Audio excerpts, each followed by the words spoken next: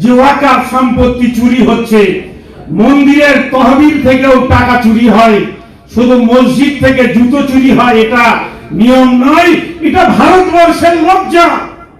ভারতবর্ষের দেখা গিয়েছে যে তারাই ক্ষমতায় যায় যারা চুরি করতে পারে, যারা চুরি করতে পারবে, যাদের দিয়ে চুরি করানো যাবে তাদেরকে ওয়াকফ বোর্ডে বসানো হয়, তাদেরকে হজ কমিটিতে বসানো হয়।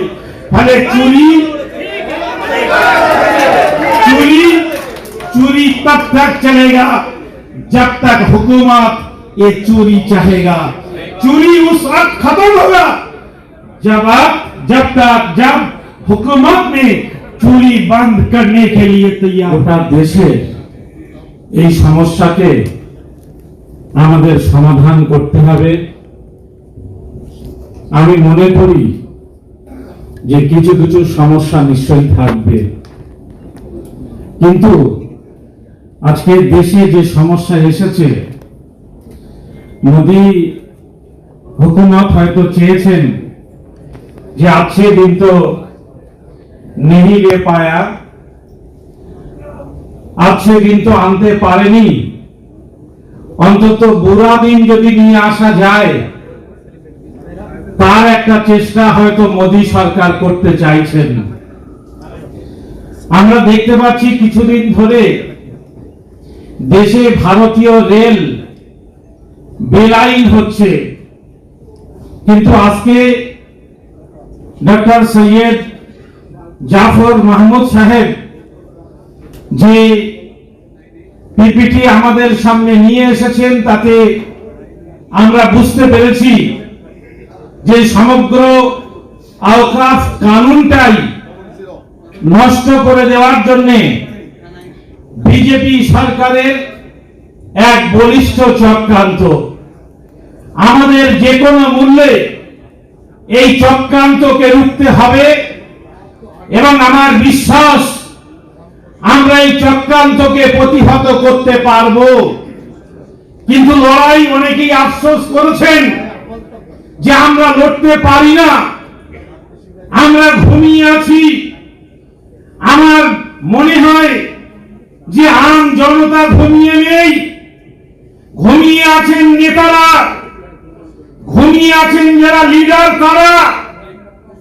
আমরা একাধিকবার কলকাতায় দেখেছি মুসলমানদের যখন প্রবলেম এসেছে ডাক দেওয়া হয়েছে, লাখ লাখ জনতা কলকাতায় জমায়েত হয়েছে। আজকে এখানে অল ইন্ডিয়া মুসলিম পার্সোনাল ল বোর্ডের সুযোগ্য সভাপতি সদর হযরত মাওলানা সাইফুল্লাহ রহমানী সাহেব আছেন, জেনারেল সেক্রেটারি হযরত মাওলানা আব্দুর রহিম মুজাদ্দিদ সাহেব আছেন, জনাব ইলিয়াস সাহেব আছেন। আমি তাদের কাছে অনুরোধ করতে চাই গোটা দেশ জুড়ে অল ইন্ডিয়া মুসলিম পার্সোনাল ল বোর্ড যে ইনডোর কনভেনশনের উদ্যোগ নিয়েছেন, এটা প্রথমে শুরু হয়েছে, এজন্য আমি থ্যাঙ্কস জানাবো, ধন্যবাদ জানাবো।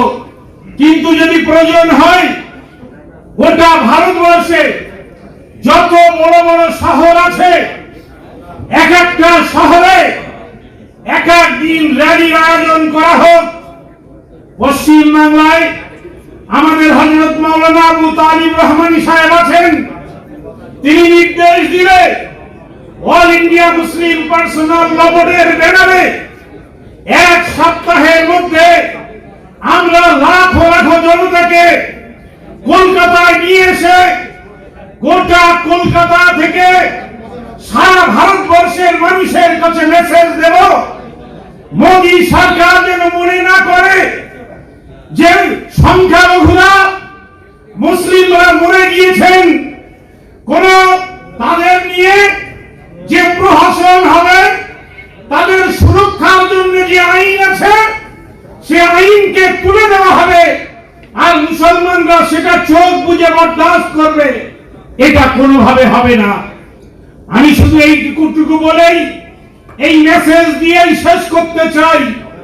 ভাই আমার, আমরা বিগত দিনে দেখেছি যখন পার্লামেন্টে তালাক বিল এসেছে, যখন পার্লামেন্টে 370 বিল এসেছে, তখন সেকুলার রাজনৈতিক দলগুলো তার বিপক্ষে ভোট দেওয়ার পরিবর্তে তারা পার্লামেন্ট থেকে ওয়াক আউট করে মোদী সরকারকে মুসলমানদের বিরুদ্ধে কানুনকে প্রতিষ্ঠিত করতে সহযোগিতা করেছেন।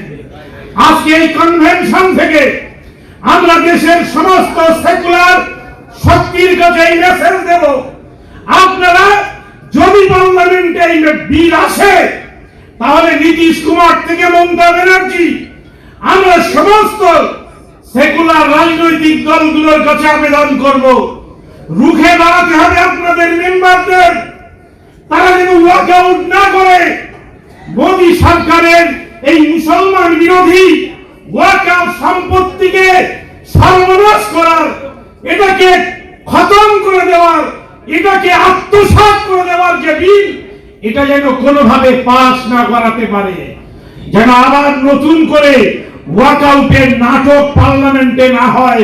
তাহলে পার্লামেন্ট থেকে বার হলে গোটা দেশের মুসলমানদের কাছে কিন্তু তার সওয়ালের জবাব দিতে হবে।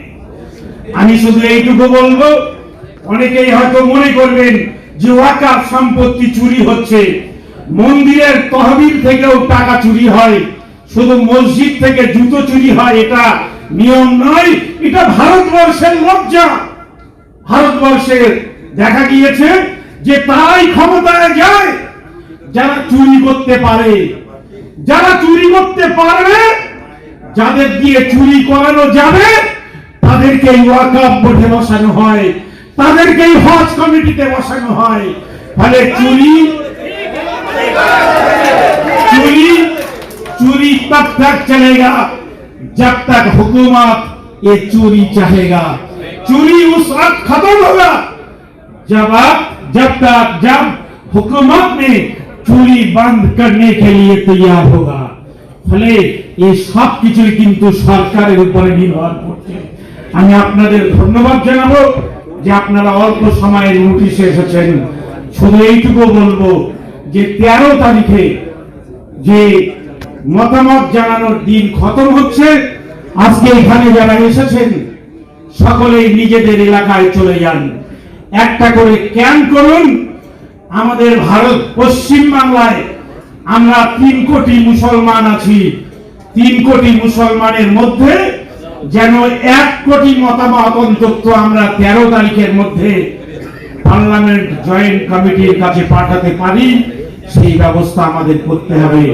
এই কথা বলে সকলকে শুকরিয়া জ্ঞাপন করে যারা অল ইন্ডিয়া মুসলিম পার্সোনাল ল বোর্ডের বিভিন্ন রাজ্য থেকে এসেছেন তাদেরকে আমি মোবারকবাদ জানিয়ে আমার বক্তব্য শেষ করছি। আসসালামু আলাইকুম।